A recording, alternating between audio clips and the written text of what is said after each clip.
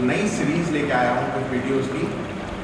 आप सभी जानते हैं कि हम अपने दिनचर्या में कई ऐसे कार्य करते हैं जिसके बारे में हमें ज्ञात नहीं होता है कि हम ये कार्य क्यों कर रहे हैं। तो इस सीरीज़ को मैंने नाम दिया है कि आप जानते हैं, और इसी के अंतर्गत मैं आप लोगों के लिए कुछ ऐसे विभिन्न वीडियोस लेके आ रहा हूँ जो आपका ज्ञानवर्धन करेंगे इस बात पर कि जो भी कार्य हम दिनचर्या में वर्षों से सालों से करते आ रहे हैं वो आखिर हम क्यों कर रहे हैं। आप सभी जानते हैं कि प्रथम पूज्य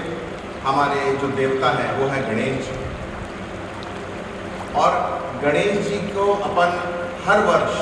अपने घर में लेके आते हैं, उनकी मूर्ति की स्थापना करते हैं, उनका पूजन करते हैं कई दिनों तक, और उसके पास पुनः उनको ले जा करके उनकी मूर्ति को ले जा करके पानी में विसर्जित कर देते हैं।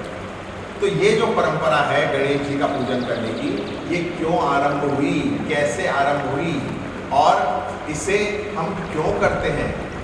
इसी रहस्य पे से पर्दा उठाने के लिए ये वीडियो मैंने आपके लिए बनाया है कि क्या आप जानते हैं कि गणेश जी को हम अपने घर में क्यों लेके आते हैं और उनका पूजन करते हैं और उसके पश्चात उनका विसर्जन करते हैं। तो आप सभी इस बात से अवगत होंगे कि हमारा जो ब्रह्मांड है इसकी रचना की है ब्रह्मदेव ने। ब्रह्मांड अर्थात ब्रह्मा द्वारा मांडा गया, ब्रह्मा द्वारा क्रिएट किया गया, ब्रह्मा द्वारा बनाया गया। जो प्रकृति है वो सारी जो चीज़ें प्रकृति में हैं वो सब कुछ ब्रह्मा जी द्वारा बनाई गई है, और ब्रह्मा जी के विभिन्न जो शरीर के अंग हैं उनसे उनके विभिन्न पुत्रों का जन्म हुआ। तो ये जो विभिन्न पुत्र थे इनमें से कई सप्तऋषि हैं, कुछ प्रजापति हैं, और जैसे कि आप जानते हैं वेद व्यास जी भी उन्हीं महान ऋषियों में से एक हैं जिनके हम सब मनुष्य वंशज हैं। और कुछ ऐसे महान विभूतियाँ हुई हैं जैसे कि परशुराम जी, हनुमान जी, इन सबको हम अमर मानते हैं, यानी कि आज भी कलयुग में भी ये सभी जीवित हैं। अश्वत्थामा हुआ और वेदव्यास जी हुए और भी अनेक ऐसे, तो ये सारे जो हैं इनको हम अमर मानते हैं। तो ये वेदव्यास जी वो महान विभूति हैं जिनको दिव्य दर्शन हो जाते थे, जिनको आगे का मालूम पड़ जाता था। तो जब वेदव्यास जी को ये ज्ञात हुआ कि आगे भविष्य के अंदर महाभारत घटने वाली है, कौरवों का एक वंश होने वाला है, पांडवों का एक वंश होगा जिनमें दोनों भाइयों में लड़ाई होगी, और वो सारा ऐसा खतरनाक, ऐसा भयंकर विध्वंसक युद्ध होगा जिसके बाद पूरा युग ही परिवर्तित हो जाएगा, और जिसमें स्वयं भगवान का अंश, भगवान का अवतार कृष्ण जी रूप लेंगे। भगवान विष्णु का जो अवतार है कृष्ण जी, वो उसके अंदर सम्मिलित होंगे उस युद्ध के अंदर। ये सब उनको ज्ञात था, किंतु ये सारी की सारी जो दिव्य दृष्टि से उनको पता पड़ रहा था कि भविष्य ऐसा होने वाला है, उसके बारे में जो लिखना था वो सोच रहे थे कि अगर मैं दिव्य दृष्टि से देखता जाऊंगा और लिखने में अगर चूक गया कुछ चीज़ तो बहुत गलत हो जाएगा। वो चाहते थे कि वो उसको लिखित रूप में लिख दें, कोई ग्रंथ बना दें इसका। इसके लिए उनको जो मन में ख्याल आया वो आया गणेश जी का, क्योंकि बुद्धि के और विवेक के जो ज्ञाता हैं, जो सबसे अधिक बुद्धिमान हैं, सर्व पूज्य हैं, प्रथम पूज्य हैं, वही है गणेश जी। और सबसे ज़्यादा रिद्धि सिद्धि के जो दातार माने जाते हैं वो भी गणेश जी माने जाते हैं। तो उन्होंने गणेश जी की आराधना की, और गणेश जी की आराधना करके उनको इस बात के लिए मनाया कि जो भी भविष्य में होने वाला है महाभारत में उसको वह बोलते चले जाएंगे और गणेश जी उसे लिखते चले जाएंगे। तो भाद्रपद शुक्ल पक्ष चतुर्थी के दिन ये तय हुआ कि आज के दिन से ये लोग लिखना शुरू करेंगे इसको। तो जिस रस से, जिस अलौकिक तरीके से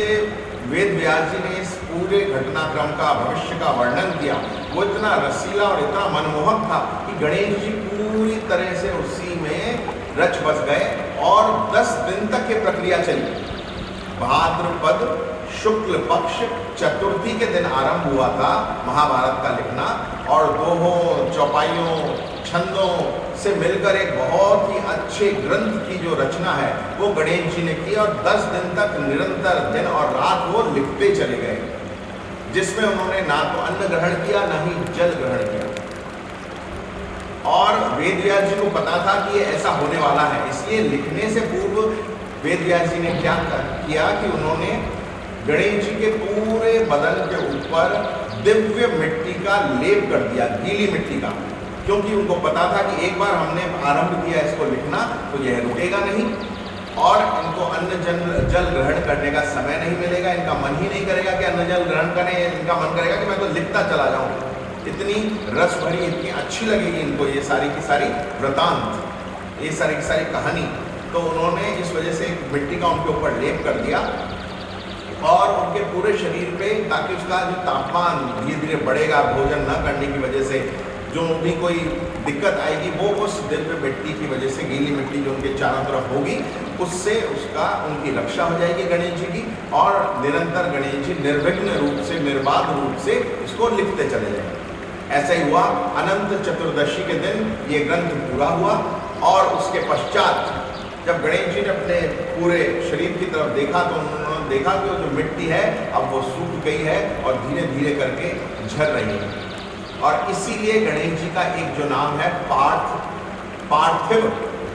जैसे अपन कई बार कहते हैं बॉडी के लिए, शरीर के लिए पार्थिव शरीर, पार्थिव यानी कि क्षय हो जाने वाला, मिट्टी से बना हुआ, मिट्टी में मिल जाने वाला। धीरे धीरे वो मिट्टी जो उनके शरीर पर लगी हुई थी वो धीरे धीरे झड़ रही थी, गिर रही थी, सूख गई थी, खत्म हो रही थी, नीचे मिट्टी में मिल रही थी, धरती में समाहित हो रही थी। तो वही गणेश जी को नाम दिया गया पार्थिव। और उसके पश्चात इस मिट्टी से निजात पाने के लिए जो हमारे वेदव्यास जी हैं वो गणेश जी को लेके गए, और उन्होंने उनको जल के अंदर, पानी के अंदर उनको अंदर जाके स्नान करने के लिए कहा। और गणेश जी ने जाके स्नान किया, सारी जो मिट्टी थी उसको हटाया, और उसके बाद उनका वही दिव्य अलौकिक रूप सामने आ गया।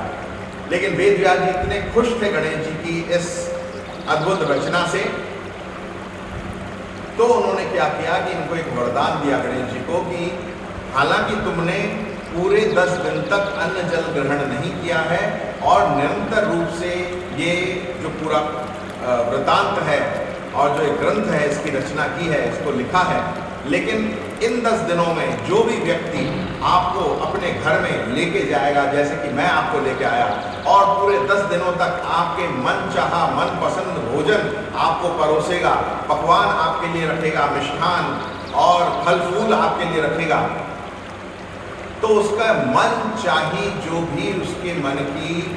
इच्छाएं हैं, मन चाही जो भी उसकी बातें हैं, वो सभी पूरी हो जाएंगी। और उसके बाद 10वें दिन वह ले जा करके उनको, गणेश जी को विसर्जित कर देगा। तो ये प्रथा कब से चली आ रही है? महाभारत के को जब लिखा गया था ग्रंथ रूप में, महाभारत कब लिखी गई थी? जब वो घटित हुई थी उससे पहले ही वेदव्यास जी ने इसको भविष्य में देख करके और लिखवा दिया था गणेश जी के द्वारा। तो अब मेरे को लगता है कि जब भी आप गणेश जी को न्योतने जाएंगे, लेके आएंगे उनकी मूर्ति को अपने घर में, तो आपको पता होगा कि ये जो भी कार्य हम कर रहे हैं, ये पूजन जो प्रतिवर्ष हम गणेश जी का करते हैं, उनको लेके आते हैं अपने घर के अंदर, उनका पूजन करते हैं और उनको इतने सारे पकवान चढ़ाते हैं। तो क्यों चढ़ाते हैं? ताकि हमारी सारी मनोकामनाएं, हमारी सारी जो इच्छाएं हैं वो पूर्ण हो जाएं। ये हमारी इच्छाओं की पूर्ति के लिए हम गणेश जी को लेके आते हैं और उनको बहुत बहुत हृदय से धन्यवाद करके वापस से पानी में विसर्जित करने जाते हैं। आशा करता हूँ ये सभी जानकारी आपको लाभ प्रदान करेगी। आप सभी ने मुझे सुना, इसके लिए आपका बहुत बहुत धन्यवाद। नमस्कार।